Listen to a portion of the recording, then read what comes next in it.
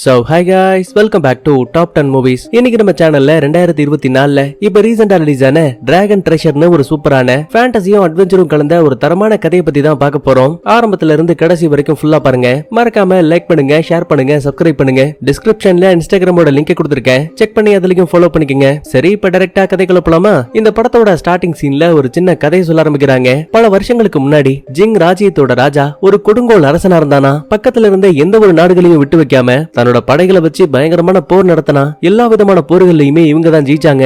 ஏன் தெரியுமா? ராஜாவோட கட்டுப்பாட்டுல தியான்சோன் சொல்லப்படக்கூடிய ஒரு சின்ன நகரம் இருந்துச்சா. அங்க வாழ்ந்து வந்த மக்கள் மந்திர தந்திரங்கள்ல கை தேர்ந்தவங்க. அது மட்டும் கிடையாது, டிராகன் உடம்புல இருந்து கிடைக்கக்கூடிய ஒரு வித்தியாசமான கல்லை பயன்படுத்தி கோஸ்ட் சோல்ஜர்ஸ் கூட உருவாக்குனாங்க. ஜிங் ராஜா தான் கலந்துகிட்ட எல்லா போர்களையுமே ஜெயிக்க ஆரம்பிச்சாரு. ஆரம்பத்துல எல்லாமே நல்லா தான் போச்சு. திடீர்னு ஒரு நாள் தியான்சோன் நகரமும் அங்க வாழ்ந்த மக்களும் திடீர்னு தரையில ஏற்பட்ட மிகப்பெரிய பிளவின் காரணமா நகரம் முழுக்க மண்ணுக்குள்ள போயிடுச்சுன்னு ஒரு கட்டுக்கதை